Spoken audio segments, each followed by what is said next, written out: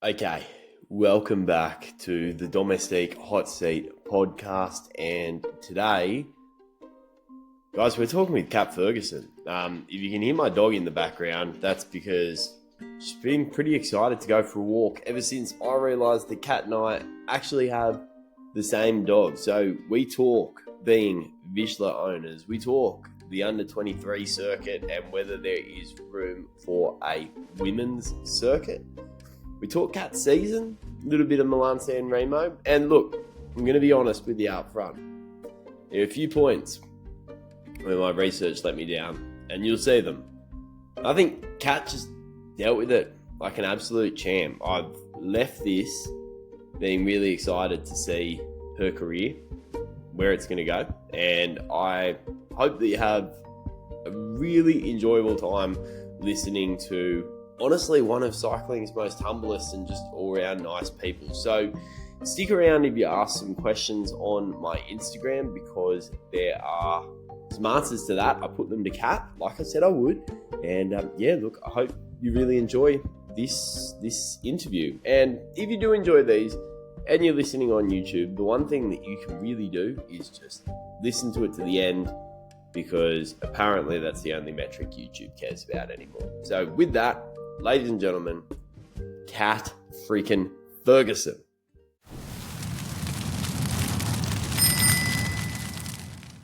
All right, Kat, how are you? Yeah, very well, thanks. I'm Yeah? returning to training now and a bit of normal life now.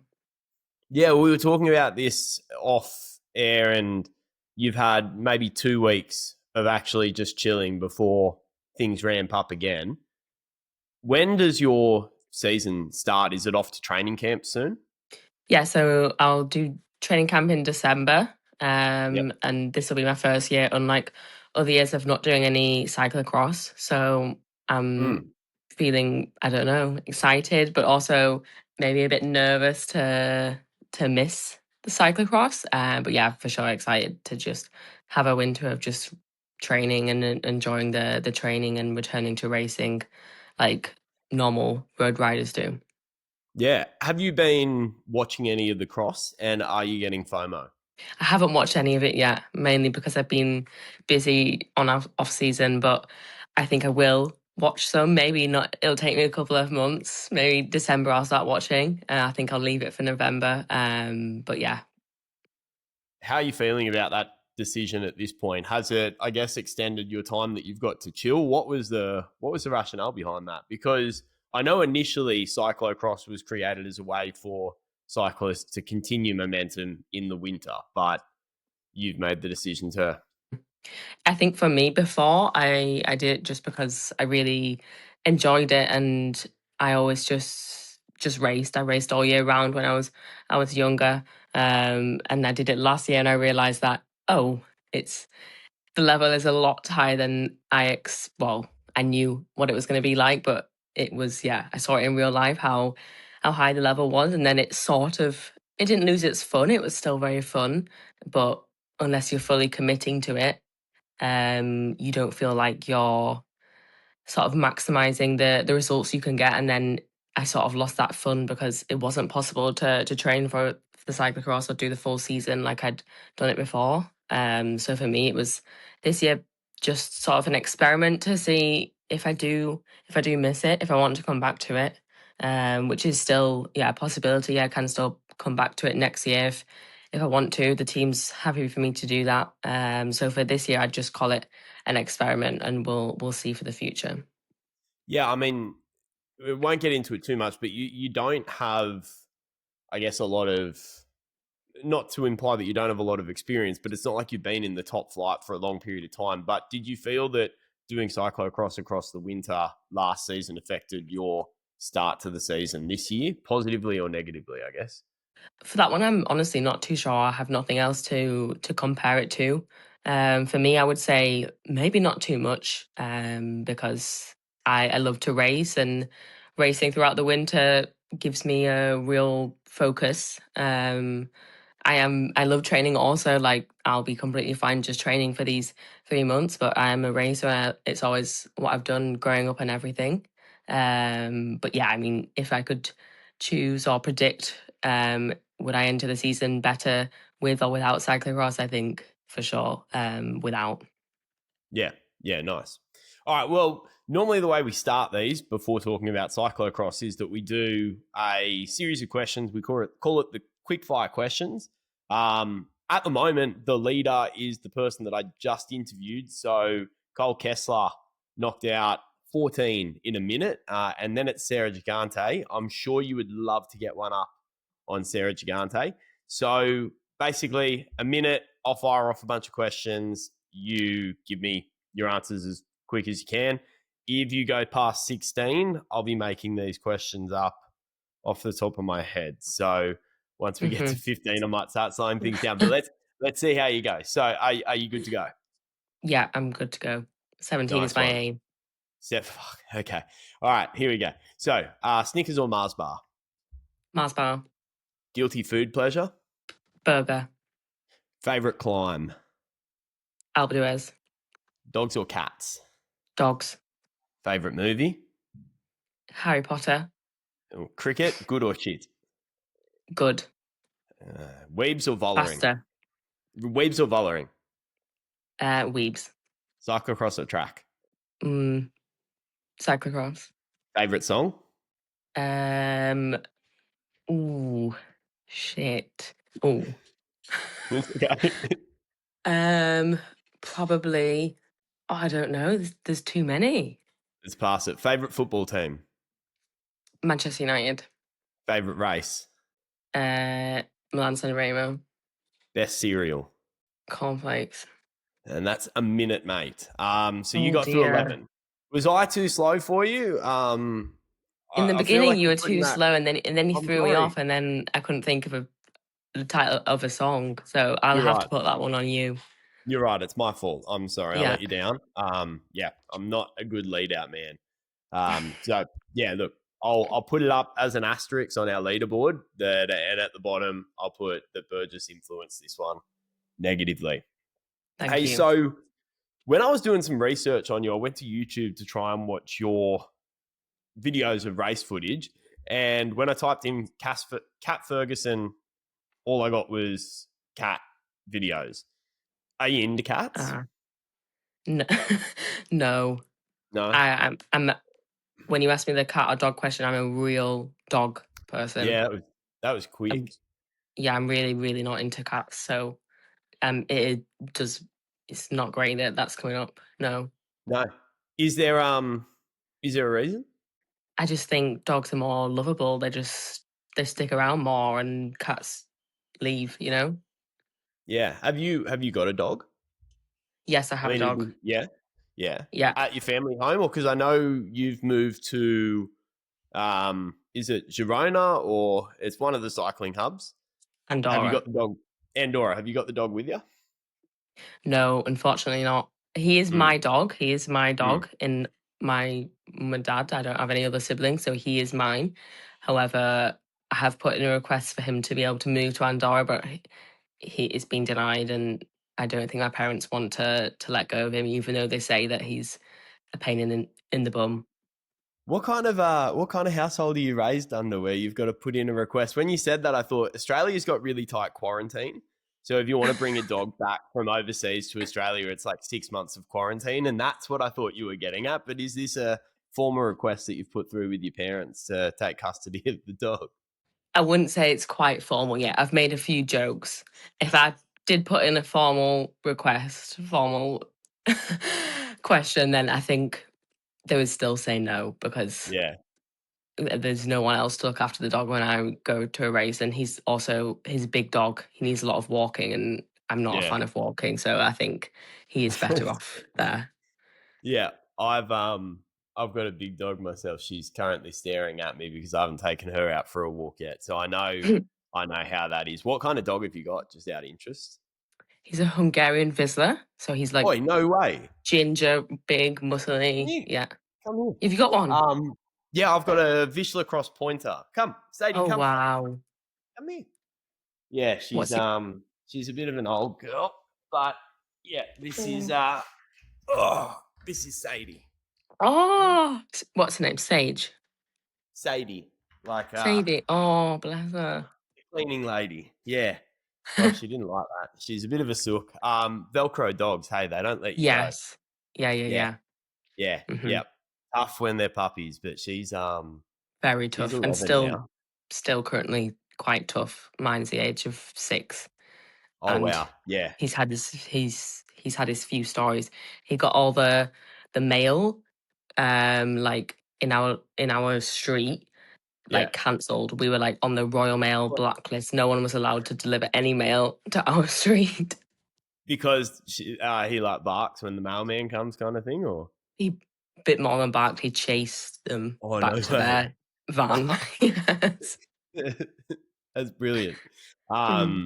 Yeah, mine, Sadie used to, when she was about 6, I was taking her to the park and I once threw my arm out throwing the ball for her because she just would never Mm. stop. They're crazy. Mhm.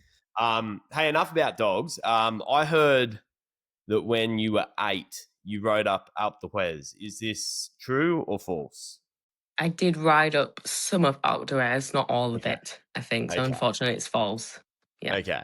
That makes me feel a little bit better. How far did you get? Is it like when I decide on Zwift that I'm going to do up the Wes and then I turn around in the first 10 minutes because I realize how long it's going to take? Or did you get up a decent chunk? I think I started on hairpin on the Dutch corner, so hairpin Mhm. 7. So I did 7 That's hairpins. insane. So That's like the I would, hardest part, isn't it? yeah, maybe. Yeah, Yeah. maybe. You know what, though? At least at 8, you would have been light as a feather. I think you're doing it Yeah, right. Yeah. true, Power to true. weight ratio would have been Yeah, fantastic. that's the What time. Yeah. what brought that on? Were you at the Tour de France or? No, my family has like a business. Well, had we just got rid of it in Alpe d'Huez. So we Hmm. used to go there a lot, most summers and most winters. Do some skiing in the winter, and in the summer do a lot of cycling. So I've grown up sort of on that climb, which is really, I feel lucky to say that. Yeah, yeah, absolutely. That's cycling royalty. How do you feel then with that being so central? I can't remember off the top of my head who it was, but there was an ex-cyclist who proposed privatizing the Up the Huez climb during the Tour de France, so selling tickets on the way up there. How do you feel about something like that? I think it's a good idea. I think Mm, more ways to sort of monetize cycling would be mm. beneficial to the sport, to be honest, because it's free to watch if you go and watch it on the roadside. And in the Tour de France, they're racing for every day for 200 kilometers of roads. I think, yeah, I think things like that, they're small, and maybe some people aren't a fan, but me personally, I think, yeah, I think once in a while, it definitely isn't harming the sport. I think yeah, it's making it more competitive towards other sports. Yeah, yeah, absolutely. I guess when you consider that for a football game, it's what 40 to 80,000 people all paid at different tiers, and that is essentially what keeps the clubs going. Mhm. Um, there's got to be some way to look at making it a bit more financially viable, I think. Speaking of all other great feats, I've heard that you can also destroy a pint of beer. Is this true? Ooh, probably not a pint of beer, but I No. mean, I am British, so I would give it a go. Yeah. Yeah. Who do you reckon would win out of you and Puck Pieterse in necking a beer? Well, I'm gonna back myself, obviously. Yeah. Me. Yeah. I've Hmm. seen her on one of the classics this year. I saw her have a crack at a beer, and she definitely Mm. put the men to shame. But I would almost, I think that would be potentially more exciting, and that's not taking anything away from the race itself. But watching you and Park going Hmm. to neck a beer as fast as you could, I'd pay to watch Hmm. that. That you could Okay. monetize, True. Yeah, and yeah. I I'd be mean, there. I'll find out what race that was, and I'll tell my Movistar like that's my goal next year, and see if I can get on that podium with her Yeah. Well, and get any her of boot. Amstel Gold, you're necking of year, aren't you? There's a whole Yeah. bunch of the classics where they give you sort of a beer, and the blokes sort of sip it like it's a tea. And I Mm. was really entertained at the start of this year because the guys were sipping it like it's tea, and the women were just sending it. In regards to your targets next season, let's jump straight to that, I guess. I hear that you're targeting Liège-Bastogne-Liège as your goal next year. What is it about that race that you sort of have, or that's led you to sort of earmark that as the one that you want to hit?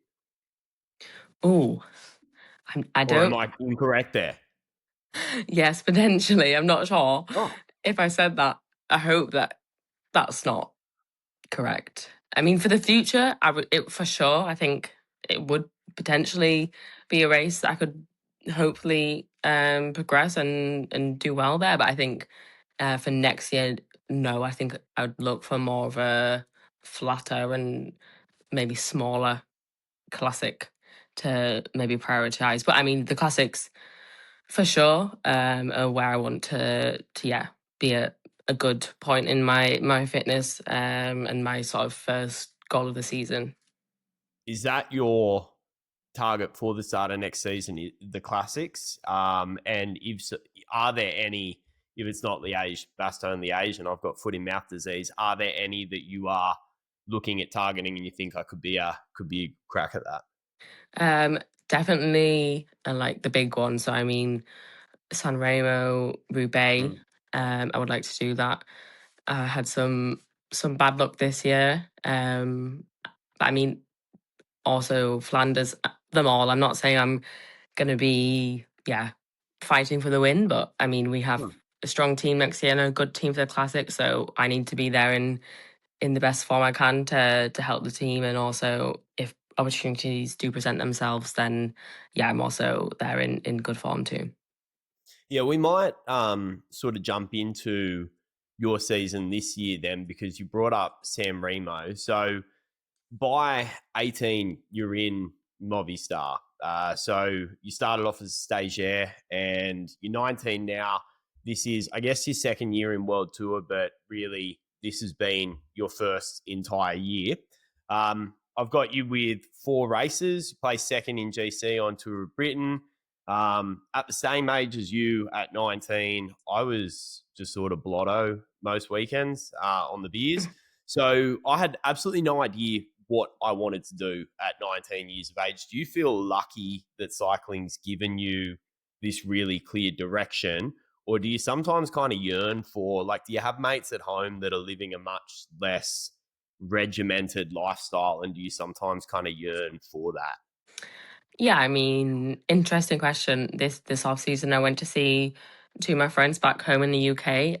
They're both at university, and obviously, it's a very different life to what I'm doing every day. But I think, yeah, of course, I feel completely lucky to be at 19 in this position. I think it's sort of a new thing. It wasn't really Mm. possible a couple of years ago to be this age in the yeah I live in Andorra. I moved abroad, like I'm getting paid at 19, and I think opportunities like this yeah I should be yeah completely grateful for, and there's nothing else I wish for.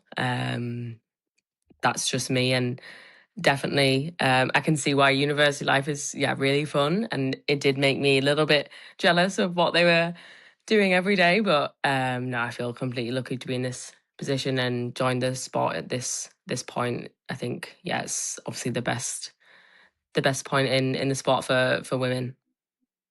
Yeah, so you're from Skipton, correct? And Mhm. that's sort of in between Blackpool and Leeds. Having a look at Google Maps, my UK geography is absolutely crap. In fact, my geography in general is just shocking. But looks like a pretty small town. Is that fair to say? What Yeah. is it like after, I guess, jet setting around the world? This year must have been an absolute whirlwind of a year. And as a 19-year-old, you must feel like you really developed. I guess this question kind of comes from my brother did a trip over to Germany and then he came back and I said, mate, what's the biggest thing that you've noticed about coming back? And he said, I feel like I've changed a lot and everyone at home feels like they're still doing the same thing. Did you get that a bit when you came home at the end of this year? did you feel a bit like you have grown, not outgrown or anything like that, but how was it coming back? Yeah, interesting. I think honestly no. Like I went home and everyone else has moved on. I'm at the age of 19 where you do move everyone's lives do move on and you go to work, you go to university, or cycling or whatever. So I think for me this year, no, I think it was the natural point in sort of all the people I know's lives to move on. Mm. So, with your development, I mean, you're super young to be in the position that you're in. I was having a look. Domestique actually put up a list of the youngest riders in the men's peloton, and you would be rivaling the youngest. I think Paul Sexas is up there with being about 19. You would be one of the youngest riders in the women's peloton. I think you're about as young as you're legally allowed to be racing the World Tour. How do you feel about the fact that those guys have the opportunity to be racing in an under 23 development squad and there just isn't that in regards to women's cycling? I guess it's often said that there's not enough money, there aren't enough funds to keep under 23 cycling going. Do you think that's a cop out and that there is, or is this just a reality of the situation that women's cycling is in? Yeah, I think there isn't enough money to at this point to have Mm, that good under 23 setup in the women's sport. And I hope that we can that's the next thing that can change in the sport, because I think it's crucial for juniors, it's crucial for the under 23s.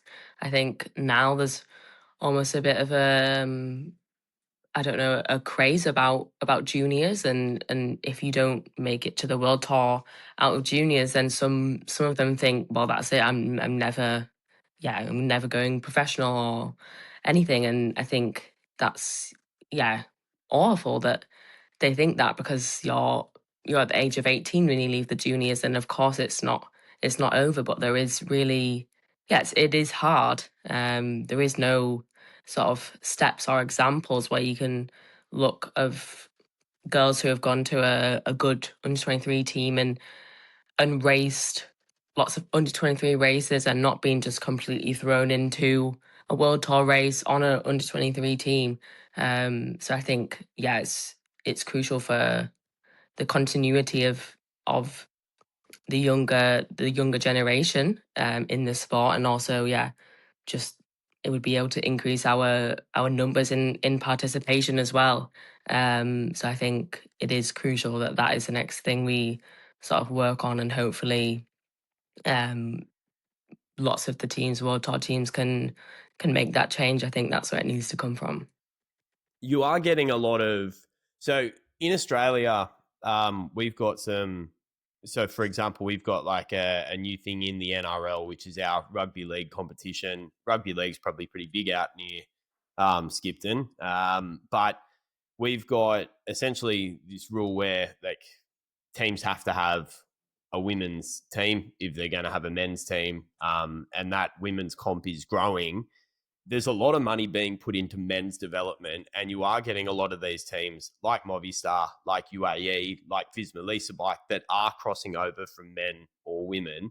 Is a potential answer to say, well, if you're going to have a men's team and a women's team, you also have to run an under 23 team? Or do you think there's just not enough depth there at the moment? What do you think the biggest barrier is? Is it financial, or are there other barriers as well?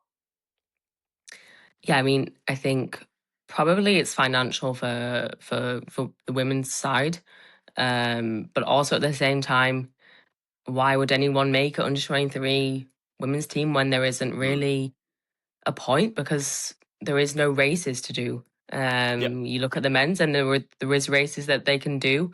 For us, there's really nothing. Lavinia, we Mm. we do it with our nation. We don't have a baby Giro like the men's do. We're really lacking the sort of need to for the teams, if they did have money to make one of the under 23 teams. So I think um, first there needs to be at least maybe some talk about more races for the under 23 women, more just more everything, just more importance. And then second, I think, yeah, the hopefully the sponsors and teams can make a change. Well, let's talk about Milan San Remo then, because you came out of like your first season in. I have Milan San Remo as your second race. I was having a look at your stats, and I think you performed quite well in your first race of the season. And then Milan San Remo, everyone was losing their mind during that race. Your sixth wheel coming down the Poggio, and you were in a really good position. And people were talking about on the commentary, is Cat Ferguson actually going to take the bickies on this one? You would have been really gearing up, I'd imagine, for a sprint there. And then you crashed out and ended up crossing 18th. How did you process that disappointment? Like 18th for someone of your age with your experience in the Pro Tour is a fantastic result and one that you can absolutely hang your hat on. But also, you were so close to pulling off a real upset. What was that like for you? Oh, I wish I was in the league group. Unfortunately, I was dropped Was on the it Poggio. right? Sorry, But no, but you it's did okay. you did slide out though on the descent, I did. correct? Yes, I did Yeah, do that. I did. I And must yeah, be I was. misremembering. Sorry, mate. No, it's fine. And I mean, it was the first disappointment of sort of my season. The season had only just started, but yeah, crashing out on the final climb when you're about to finish Milan San Remo isn't great. You definitely don't need that adrenaline rush. You already have it. And it was just my own fault. I just took the corner a bit too fast. I was doing everything I could to try and catch back on. But I mean, it was still a disappointment to crash and waste energy and things. But yeah, I think compared to some of the other classics, it was almost one of the nicer problems to have. Yeah, well, I've got you DNFing in, was it Gent Wevelgem? I can never say that one, and Paris Mhm. Roubaix. Um, that must have sucked. And then you've also crashed on Milan San Remo. Cast your mind back in the lead up to the Vuelta. How are you feeling about your season at that point? hmm I think, yeah, it was a really frustrating time and definitely showed me everything about the classics. It's, yeah, an incredible game of fitness and physical ability, but it's definitely luck is a massive factor as well. Mm, And yeah, I was unfortunate at Roubaix. I was just about making the front split on one of the cobble sections. The race had just sort of kicked off, and we were leaving one of the sections, and so from the crowd just stepped out into the course, and I just went straight into them, and that was the race was over. I was on the ground. I got back up and tried to keep going, but yeah, it wasn't happening. But I mean, it would definitely built a lot of mental strength during that time. But also at the same time, it was in a way nice because if one race went badly, there was another race in 3 days' time. So I think it was really difficult at times and much harder than I thought, to be honest. But just having that constant flow of racing, has left it on a good note, and I'm happy to do the classics again next year. yeah. You've talked about sort of mental toughness being something that's really important in cycling. How do you feel like the first part of your season there, that classics, how do you feel that developed your mental toughness? Yeah, I think um, cycling is a mental game. To be honest, I think you can have the best numbers in the world, but if you don't have a good head, if you can't remain calm, or yeah, if you can't come back from disappointment, even if it's just something small like losing a position in a bunch, then yeah, you can't use those numbers, you know. So I think um, something like the classics is a real test of that. You have Mm. to stay calm. You have to, yeah, just relax when you are in, the most sort of horrendous positions you can be in cycling. You know, So I think, yeah, I would say the classics riders almost have one of the toughest brains in cycling, I think, to just be able to have that ability to just keep on going on those horrible Belgian roads. Yeah, totally. So I've dabbled in a little bit of baseball, and I was playing it in my early 20s, and then I went back to it in, well, I'm playing for the first time in a long time now. And I was doing a bit of pitching. And in my early 20s, when I would start pitching poorly, I would get super frustrated.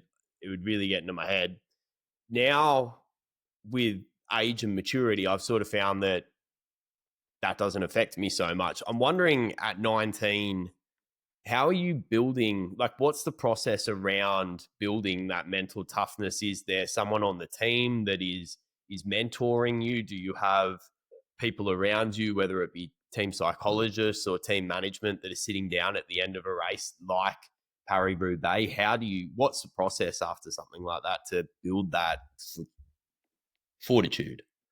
Yeah, I mean, for me this year, it's been a lot about just not taking things too seriously yet, when that is possible to do that.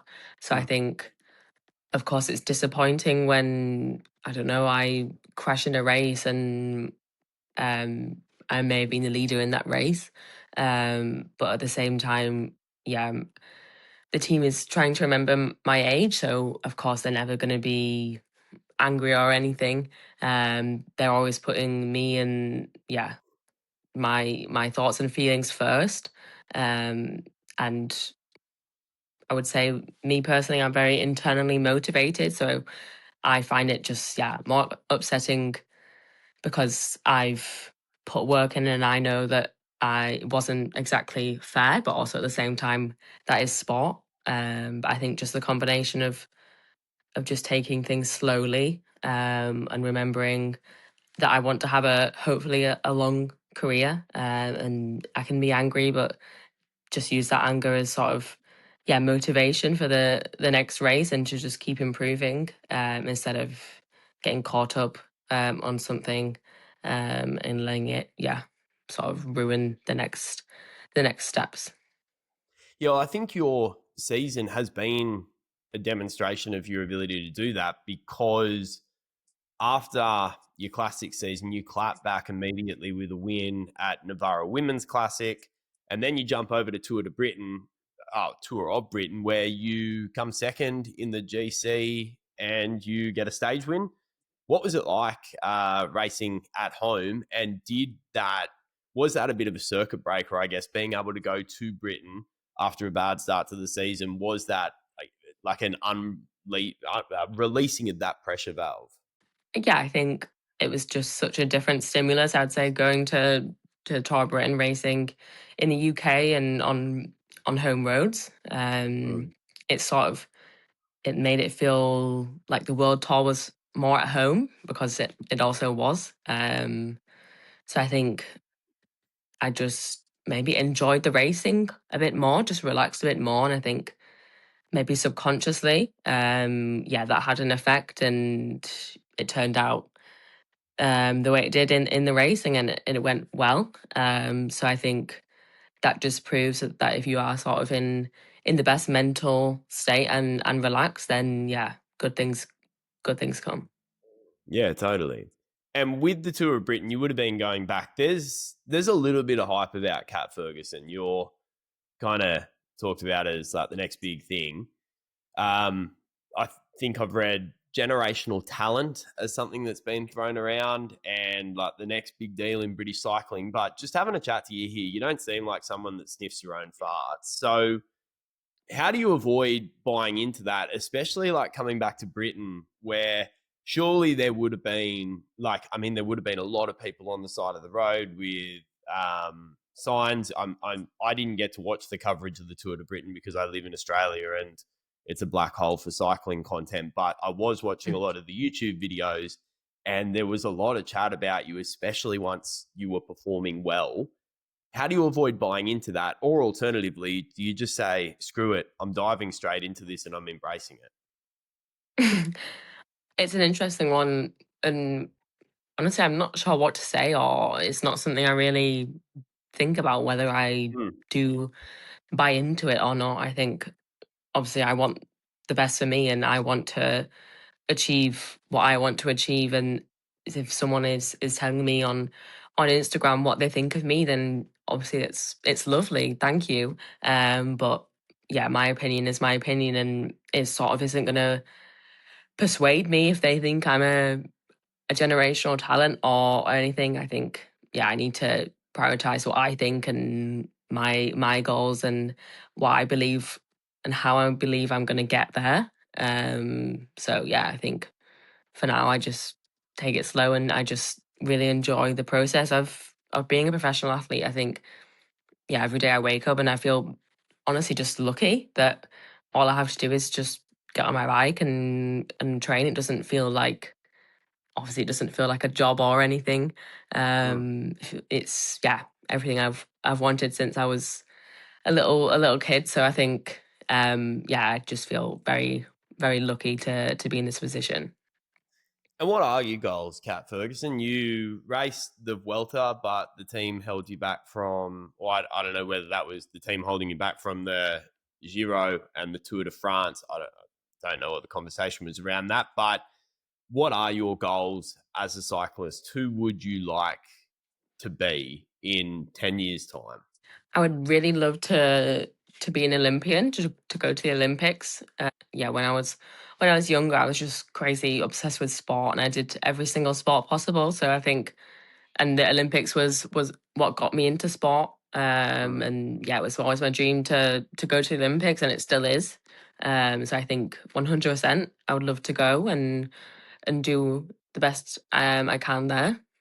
I think I sort of see myself progressing towards more of the classics. They're what I really enjoy, and I think my physical ability suits the most. Um, but yeah, as I said, we'll see. And I've stopped cyclocross, I've stopped track, but I think for sure one of them in the future I would like to come back to. Yeah. Is like you did quite well in the Vuelta. Is there any interest in doing like is there talk around doing the Tour de France? Was the reason why you didn't do the Giro and the Tour this year because the team was worried about loading you up? Or was it just something that you guys thought, you know what, we've got a stronger team there without Cat in it? Yeah, this year they made it clear last year when I signed the contract with Movistar that we would take things slow and I wouldn't do any grand tours. So for me, it was a surprise to do the Vuelta. Actually, it wasn't on my program. It wasn't really in the plan. Um, but I think looking towards next year, yeah, I would absolutely love to do at least the Vuelta again. And if possible, one of the other ones. I think, yeah, they've discussed it with me, and they also would want that if everything, yeah, goes well, and I deserve to be on that team and prove it. So hopefully, I can be at either the Giro or the Tour as well next year. Surely, like you might potentially ride past your old family business. Surely they could have held on to it until you got an opportunity to ride past and wave. Especially if they're going to privatise the Alpe d'Huez. You would have had your family in free seats there. That would have been unreal. Hmm. Um, so in regards to Movistar, how has it been in the team? Is it a good environment? I actually haven't spoken to anyone on the Movistar team. I've spoken to a few people at AG. What's it like on the Movistar team? What's the vibe around it? I would say it's very Spanish. It's very relaxed, but at the same time, it's a professional cycling team, so it is professional, and I think the balance of both of them is really unique and really, honestly, the best place I would and could be right now. I think it's, for me, it's absolutely perfect. Um, they are, yeah, incredibly welcoming and loving. The Spanish sort of community, and I think it's a lovely balance between having that and also, yeah, having the mindset when you're racing. And I think it's really, yeah, a special place, honestly. And I don't just say that because I'm on the team. I am genuinely super happy to be there, and yeah, again, lucky to be on the team with everyone. It seems like the kind of team where you'd want to speak Spanish. How's your Spanish? It's coming. Yeah. That's what I keep saying for a year now, but it's not really coming. I think I'm very typical British person. I'm very bad with languages, and that's not an excuse. I just am very terrible at it. But Mm. I am trying. I do have Spanish lessons, so yeah, I don't really have an excuse. I am paying Yeah. for someone to try and teach me Spanish. It's just not really Yeah. happening. I'm the same. I am a linguistic nunce. I can't pick it up. Mm-hmm. Both my brothers, my older brother speaks French and my younger brother speaks German, and I have some year 8 Japanese, and that's about it. So don't feel too bad, man. I'm hopeless with it. Are you good at maths by any chance? Yeah, I would say I'm more sciencey maths Okay, brain. never mind. You've taken a massive shit on my theory. I had a theory that Oh. like I think I'm mathematically dyslexic, and I think that's why I can't learn languages, because I think a lot of languages is patterns. Um, Mm, but okay. maybe it's just that I don't try hard enough. I've never had formal lessons. Like, you're taking Spanish lessons. Yeah. That's pretty legit. I've tried Duolingo French, Oh, and then I showed up to my brother. I think I'd done about 6 weeks of Duolingo, and I was feeling pretty good about myself. I was able to say like cake and muffin and things like that. And I went to my brother, and he just started speaking fluent French to me, and I don't know what the fuck yeah. he's saying. Yep. No, I'm sorry, but you got to delete Duolingo. I, Yeah. I was doing it for about a year, and then about a month ago, I deleted it because it's a waste of your life. Honestly, it doesn't Yeah. teach you anything. You need to get on the real lessons. So many people have, like, so many of the pro cyclists have said that. Like, I've tried to flex my Duolingo skills, and no one seems to be buying it in the peloton. But I see a lot of people with like 1,000-day streaks on Duolingo, as if it's some sort of big thing. And yeah, I think I'm starting to come around, but Hmm. I don't know. What language would you recommend as an aspiring cyclist journalist? What language would you recommend I target? Is it Spanish? Is it French? Is it, fuck it, just do English? Oh, I think probably it's Spanish because Yeah. we are very well. Not I say we like I'm Spanish. I say Spanish people are very patriotic. Like all of Movistar's Instagram, social media is all in Spanish. Whereas you Mm, look at other teams, AG2R, and even though they're very French, most of their social media is still in English, you know? So I would yeah. say Spanish, and then you can crack that Spanish market because it's unique and untouched because they just want to hear the Spanish. So I would say Yeah. Spanish. Spanish. Okay. What was it like, I guess, I mean, if I went to Movistar now, I would have bugger all idea what they were saying. What was that like as an 18-year-old? You must have been super excited, but you probably showed up to your first day and you're just like, "Que? Is it que in Spanish? Is that right?" Sí, sí, sí. Okay. Yeah. Yeah, Yeah. yeah. No, I was, yeah, the first training camp I did with them, it was more Spanish than I expected. And of course, it was, yeah, not really enjoyable at certain moments because I'm sat around the dinner table and I've got no idea what is being said. And it just sounds like completely white noise to you at that point. So, yeah, of course, there's initial panic, but that's the first time I met them all, and Mm, after that, I would actually say that it's got way more international, especially in the women's team. We almost speak in English all the time now. The men's is still very, very Spanish. So yeah, if you join the men's team, I think you would need to learn. I think that's maybe why I'm getting away with not speaking any Spanish because we basically do just speak English now. yeah. And there's a couple of, it looks like, just having a look at the team list, there's a couple of Poms on the team. Do you feel that you gravitate towards them, or like, who would you say if you showed up at a hotel and they said, "We've only got double beds. Sorry, guys, we stuffed up. You've got to share a bed with someone. Who would you be like, you know what, I'm rooming with that person? Oh, interesting. Probably one of the Brits. Probably. Yeah. Because not because I know them the best or they're my favorite. Maybe they are. I'm not sure. I won't reveal that. But one of them, Caris, she's the same age as me. We joined the Yeah. team at the same time, and I've been racing with her since I was, I don't know, 12. So yeah, probably Caris, and then Claire. Probably Claire as Wait, hang well. on. Am I correct? You As guys are small. exactly the same age. You and Karis are both 27th of April. Is that? I'm having a look at the Mm. Wikipedia page here. Is that incorrect? No, 2000? no. No. Caris is actually the youngest rider in the peloton. She's born on the 31st of December. We got So to she's update this, really, man. yeah. Yeah. Right. You might. Yeah. Well, anyway, Wikipedia can get in the bin. You must be super close to Karis, then. Mhm. That's awesome. Yeah. Okay. And So yeah, go. no, I'm just saying we've done track together. We've done lots of Madisons and everything together. So you definitely build a connection when you're doing Madisons. We've had very good and bad times. But also Claire, because she's, yeah, Claire's just cool. Yeah. And she's small, so Yeah. probably You get Claire. more of the. Yeah. Yeah. Fair enough.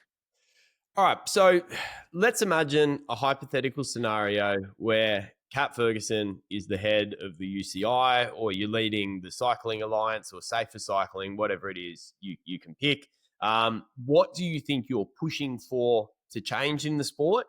And what do you think you're saying, you know what, we're doing this really well? It can be cycling in general, or it can be women's cycling focused. Okay, so I would probably say um make the sort of the neutral zone, so the 3 kilometer rule, I would say extend that to 5 Mm-hmm. in the Grand Tours, the flatter stages. So I'm And assuming then everyone that's listening to this knows what that is, but that's essentially in a sprint finish in the last 3 kilometers, if there's a crash within the last 3 kilometers, everyone gets the same time, regardless of whether you're caught up in the crash or not. mhm. Yep. And So, then I would say specific to women, just like we talked about before, I would say we want a baby Giro mhm. for under 23 women, and I would get rid of the rule of under 20 under 23s who are World Tour can't race under 23 Worlds or Lavinia Mm. for the women and potentially for the men. I'm not super sure on that one, but yeah, I think for the women definitely that shouldn't be allowed.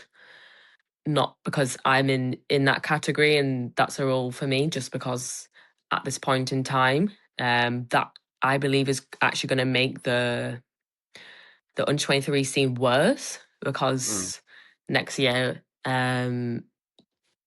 nations are already struggling. The Netherlands didn't take anyone to Worlds, Yeah. for Yep. under 23 women, and World Tour riders are allowed to go. So I think why they're much less likely to take them if the rules change like they do next year. So I think get rid of that rule.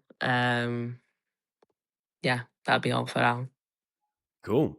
All right. Well, I'm going to chuck because we're coming to the end of the interview.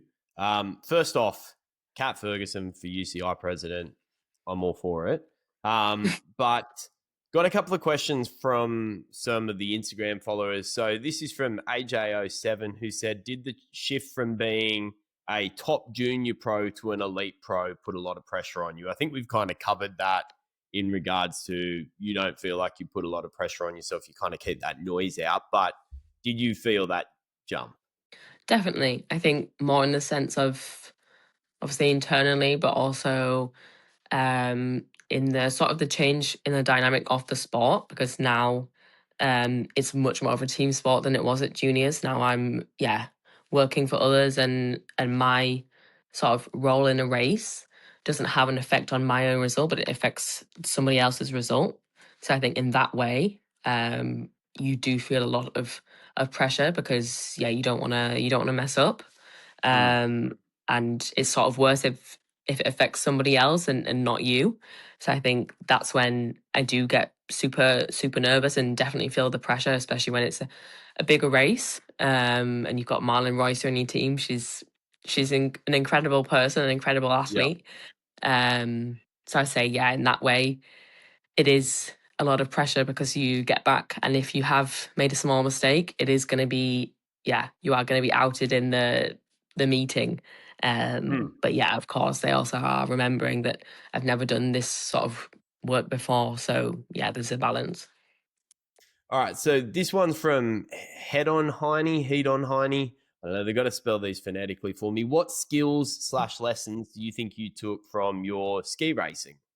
Oh, I would say the ability to get changed very quickly. You got to put a lot of kit on when you go skiing. So Yeah, now I don't know. I can do it super quick when I go cycling because it's much less kit. And then more on the bike, I would say you actually can like learn sort of cornering ability from Mm. skiing. Because I've been told that you can see that I'm a skier from the way sort of I corner, like the position of my hips. So I Yeah, right. think it is very, yeah, similar sort of slalom skiing. That's what I used to Yep. do, and sort of the ability to and the process of cornering it in cycling. Yeah. Were you any good at slalom skiing? Could you have been gone to the Winter Olympics for that, or yeah, I did start very young. I think I was only 12. And yeah, at right, the time, I was doing everything on dry ski slopes, so yeah, plastic in the UK, because obviously don't have any snow. But the skiing scene in the UK is very small. So I yeah. think maybe I could have gone to the top of the British scene, but once you go international, yeah, I'm not sure unless I've moved abroad. Yeah, right. So it's funny you finished skiing at the same time or the same age that I started skiing. I was never Mm. going pro for skiing. I'm woeful. What are your? I mean, we've been through, but this from Catherine Ramsden. What are your goals for next season? You sort of said the classics. Would that be your answer? Or Yeah, I would say the classics. Probably also nationals. I would like to yeah, do well at nationals. And then hopefully either maybe Euros or something. I'm not sure about Worlds. Probably will be difficult to go. mm, But yeah, one of the things at the end of the year. sweet. Dusty Days, and we'll do two more. So we've got Dusty Days here. I feel like this guy must know you. He's asked if your old man can still ride away from you. No, No? my my old man. Actually, my dad is doing a language course today in Barcelona, and he's coming here today. Yeah. He's learning Spanish, but no, definitely not. He's very slow. Yeah. Is that slow compared to Cat Ferguson? Could I beat him in a race or is it slow? Yeah. You could have Yeah. him. You could Oh, have him. that's good. He's There's someone that I can phenomenal. beat Yeah. then. All right. So the last one, and this is from Lex Spears. Now, just to confirm with everyone, because I know how this could potentially look, I have cleared this one with Cat. I'm not just throwing this on you, but it's from Lex. Lex wants to know, how does having your period affects your training and your racing? Yeah, I think it's an interesting question, and one regarding the training that yeah, if you do capitalize on that and sort of use it to plan your training or just your training, you can really benefit from that. There's a lot of talk about if you're training in sort of your second and third week of your cycle super hard, that's where you get the most sort of adaptations, and that is the time to do the hardest training. And sort of that week 1 and 4 of the cycle is when you should be taking it a bit more easy. Mm, And regarding racing, I would say, yeah, it's when you're in that week 1 of the cycle and you're racing, it's mentally, I'd say, the hardest. Physically, I would say it varies, but in general, yeah, most people find their performance is decreased. But I would also say that mental factor of knowing that you're on your period, um, is probably a bigger factor than the physical. Um, but then at the same time, yeah, hopefully all women in the peloton are potentially in that position and experiencing that as well. So yeah, there's always two ways to look at everything. So that's the way to choose. Is when I spoke to Kim LaCourte, and I'm assuming that this is not, I mean, she said it on the podcast, so I don't think I'm revealing one thing from one team to another, but she said they're doing a lot of research into the women on the team and the way that they respond at different times to try and optimize training for each rider for their menstrual cycle. Is that something that Movistar is looking at for the women's team? Yeah, 100%. And I think you would be stupid not to on Mm. all world tour teams because they have the resources. They just need more sort of specific people to research that.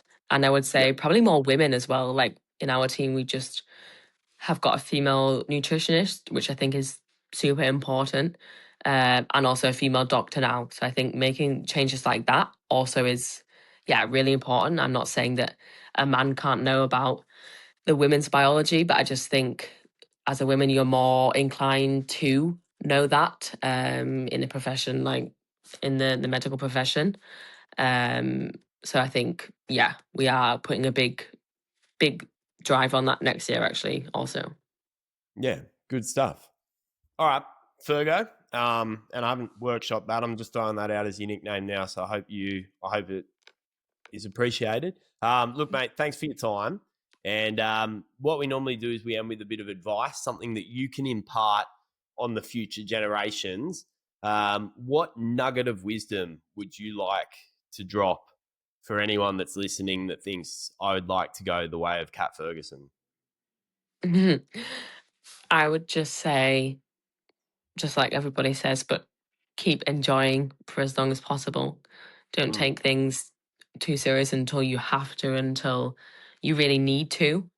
Of course, you can be committed and yeah, you can do your training absolutely as it's described on Training Peaks, but at the same time, once you get home, don't lie on the sofa all day because you're scared of walking. And just enjoy your life because the mental side of the sport is the hardest thing, and that's if that's what you need to do to go out and see your friends instead of laying down on the sofa because that's what your coach says to do, then definitely do that. Yeah, I think longevity should always be a priority. And then also at the same time, I think just like training hard, um, training like smart, I think is the best. So for sure, like quality over quantity any day. Yeah. With that, and one thing that I did want to ask you just before we go, it's just sort of popped back into my head.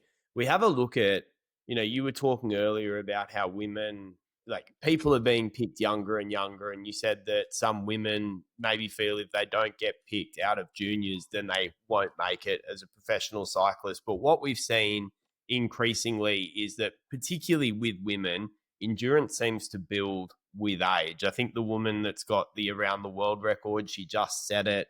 She's in her 40s. Do you see yourself and do you see people that are picked at 19 and thrown straight into the world tour? Do you think you can have a career as long as someone like Marianne Vos with how early you've had to start and I guess how intense the rigors of this are? I mean, for me, because of course I can only answer for me, I Mm. I do see that as long as my physical ability stays at a point that I can remain in the world tour. But mentally and everything, I see that because I'm I'm happy and healthy now. And it's always in the forefront of my mind to continue with that. So for me personally, yes, I hope and I want to have a long career like Voss and many others. Mm. Well, look, thanks heaps. I hope that you do, and I hope that we're watching Cat Ferguson for many years. I hope in 10 or 15 years, when my daughters are old enough to sit on the couch and watch bike racing with me, I can point to you winning one of those classics and say, I interviewed her when she was 19. That would be a highlight. Cat, this has been, I don't know if you know, since you burst onto the scene, I have been really interested in watching your career. For me, every single person that I've interviewed has been an absolute highlight, but to sit across from Kat Ferguson, I'm actually buzzing, and I have been all day. I've been walking around at work with a big smile on my face, and people keep asking me what it is. And I can't really explain it because no one else is into cycling at work. And so if I say, oh, I'm interviewing Mm. Kat Ferguson today, no one gets it. But this has been a really a highlight of my year. So thank you so much for making this happen. You've been really generous with your time, and I really appreciate it. Thank you. No, thank you very much. I've really enjoyed speaking to you also and being on here with you. Yeah. Well, go give your dog a big cuddle. I'm gonna go and take mine out for a walk because she's pacing up and down. She's ready to go. So yeah, cheers. I really appreciate it, and have a good off season and enjoy that December training camp. Thank you. You also have a good off season too. I will. See you, Kat. Bye bye. So yeah, look, hope you enjoyed the interview, and I can absolutely tell you that I can. I've been sitting here and I've been reflecting. I remember when I started doing these interviews, I thought if I can interview someone like Kat Ferguson, that would be an absolute high point for me. And I've just been sort of looking back over the people that I've talked to already on this journey with the hot seat, and man, it's been unreal. So I would like to say to you guys that keep tuning in, genuinely, merci beaucoup. That's my Duolingo French. And yeah, cheers, legends. It has been such a privilege to bring these to you. And yeah, here's to many more. So stay tuned. We've got some really exciting ones. I know I said that last week, but like really exciting ones coming. So yeah, definitely stick around and like, subscribe, all that good business. Thank you. Bye.